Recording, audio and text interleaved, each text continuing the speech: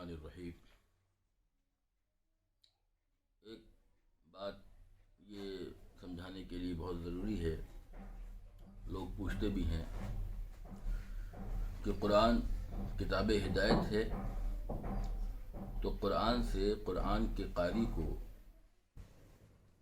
قرآن پڑھنے والوں کو کیسے ہدایت ملے،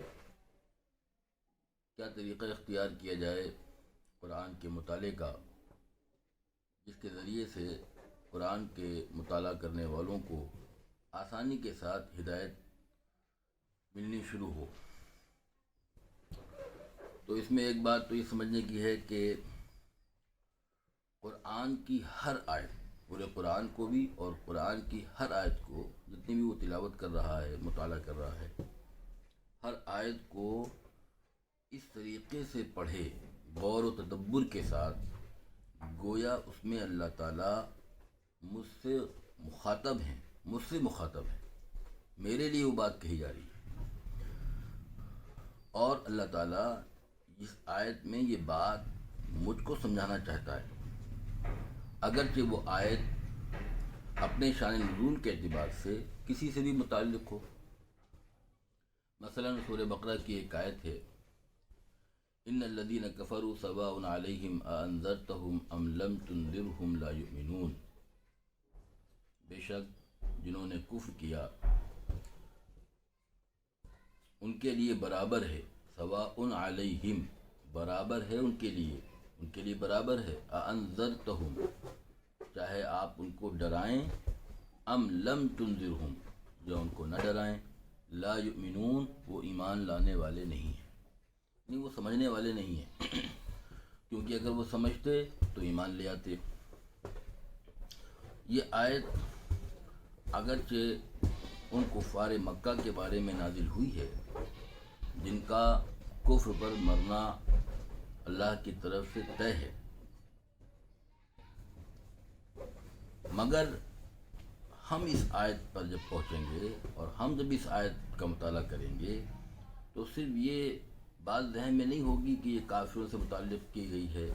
بات، اور بس ایک جانکاری حاصل کی اور آگے بڑھ گئے، بلکہ قرآن کا قاری جب اس آیت پر پہنچے گا تو اس کے لیے ضروری ہے کہ ہم اس میں یہ غور کریں کہ ہم چونکہ اس کے ہم بھی مخاطب ہیں، تو ایسا تو نہیں کہ ہم زبان سے تو اقرار کر کے مسلمانوں کی فہرست میں شامل ہو گئے ہیں، مگر ہمارے دلوں کا یہ حال ہو کہ کسی کی صحیح بات کا سمجھانا یا نہ سمجھانا برابر ہو جائے۔ قرآن کی بات کوئی آدمی رکھے اور ہم اس کو نہ لیں یا نہ لیتے ہوں، اپنی بات کے آگے قرآن کا اس کا سمجھانا نہ سمجھانا برابر ہو جائے، ہمارے دل اور دماغ پر اس کا کوئی اثر نہ پڑے، ہمارا دل اور دماغ اس کو قبول کرنے کو تیار نہ ہو، ہم اپنے ایمان کو، جو اقرار کا ایمان ہے، زبان سے اقرار کیا ہوا جو ایمان ہے، اس کو داخل القلب، تصدیق بالقلب، ایمان بنانے کے بارے میں بالکل بے پرواہ ہوں، تو ہمیں سمجھ لینا چاہیے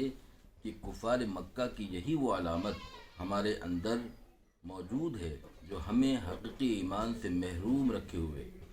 اور ہم ایمان والوں کی فہرست میں شامل ہونے کے باوجود کہیں نہ کہیں کفر میں مبتلا ہیں، کفر کے جرثومے ہمارے اندر موجود ہیں۔ اگر ایسا ہوا تو اس آیت سے ایمان والوں کے اندر جو کفر کے جرثومے ہوں گے ختم نہ ہوں گے۔ اگر اس طریقے سے پڑھا گیا تو جرثومے ختم ہو جائیں گے، اور اگر اس طریقے سے نہیں پڑھا گیا تو وہ جرثومے باقی رہیں گے اور ان کے ایمان میں اضافہ ہوگا، ورنہ اس آیت کے مطالعے سے روحانی اور ایمانی کوئی غذا اور فائدہ حاصل نہ ہوگا۔ تو وہ یہ بات پڑھ کر ایک جانکاری اپنے دماغ میں حاصل کر کے اپنے کو فارغ کر لے گا، کیونکہ قرآن کی ہر آیت کے مطالعے کا مقصد یہ ہے کہ اس کو پڑھنے والے کے اندر اللہ رب العزت کا حقیقی خوف اور اس کی حقیقی محبت کی روحانی غذا حاصل ہو سکے. تو یہ قرآن مومن کی غذا ہے، اور ایمان و تقوی اس غذا سے حاصل ہونے والی قوت ہے. جیسے غذا سے قوت حاصل ہوتی ہے، اس طریقے سے قرآن ایمان و تقوی کی قوت کو بڑھانے، ایمان و تقوی کی قوت کو پیدا کرنے کے لیے بطور غذا کے ہے، بطور غذا کے ہے، بطور غذا کے، بطور انرجی کے، یعنی اس کے ذریعے سے غذا حاصل ہونی ہے. اور شریعت و سنت جو ہے وہ جو قوت و طاقت قرآن کی غذا سے حاصل ہوئی ہے،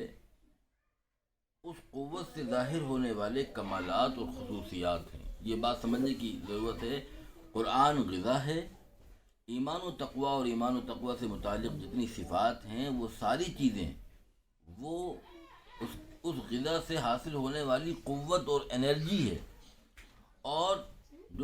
جو عبادات ہیں اور اطاعت ہے اور پوری زندگی عبادت کے مطابق ڈھالنا ہے، یہ ساری چیزیں جو ہیں وہ اس ایمان و تقوی کی قوت سے ظاہر ہونے والے کمالات اور خصوصیات ہیں. تو اب ظاہر ہے کہ اگر غذا ہی نہ ہو تو قوت کیسے حاصل ہوگی، اور قوت نہ ہو تو کمالات کیسے ظاہر ہوں گے. اور اس طرح قرآن اس کے لیے بس ایک جانکاری کی کتاب رہ جائے گی. ہدایت اس کو اس کتاب سے حاصل نہیں ہوگی. اس لیے بات اچھی طرح سمجھ لینا چاہیے کہ قرآن کے مطالعے کا مقصد صرف کچھ فنی نکات کی تشریح و تفسیر کی جانکاری حاصل کر لینا نہیں، بلکہ اس کے مطالعے کا مقصد اللہ کا خوف اور اللہ کی خشیت کا حاصل کرنا ہے. جیسا کہ اللہ تعالیٰ خود فرماتا ہے انما یخشی اللہ من عبادہ العلماء، کہ اللہ سے سب سے زیادہ ڈرنے والے وہ اللہ کی کتاب کے جانکار ہیں. قرآن مجید اور حدیث مبارکہ جو قرآن کی تفسیر کرتی ہے، قرآن و سنت کے جانکار ہیں، یہی اللہ سے ڈرنے والے ہیں. اور دوسری جگہ فرماتا ہے وَإِذَا تُلِيَتْ عَلَيْهِمْ آيَاتُهُ زَادَتْهُمْ إِيمَانًا وَعَلَىٰ رَبِّهِمْ يَتَوَكَّلُونَ. رہی فنی نکات کی تشریح و تفسیر، وہ مقصود لذاتی ہی نہیں بلکہ مقصود لغیرہ ہی ہے. یعنی بذات خود مقصود نہیں بلکہ ایمان و تقوی اور خشیت مقصود ہے. اس مقصود کے لیے یہ چیز اختیار کی جائے گی. اس کی بھی ضرورت ہے، لیکن وہ صرف برائے ضرورت نہیں، وہ صرف برائے مطالعہ نہیں، بلکہ اس کا مقصد یہ ہے کہ اس کے ذریعے سے ایمانی غذا حاصل ہو، اور غذا کے ذریعے سے طاقت حاصل ہو، اور طاقت کے ذریعے سے کمالات ظاہر ہو. اللہ تعالیٰ ہمیں اس طریقے سے غور و تدبر کے ساتھ اور سنجیدگی کے ساتھ اور ہر آیت کا اپنے آپ کو مخاطب سمجھ کر قرآن مجید کا مطالعہ کرنے کی توفیق نصیب فرمائے اور اس سے ہدایت نصیب فرمائے. آمین. وما علینا الا البلاغ. السلام علیکم ورحمۃ اللہ وبرکاتہ.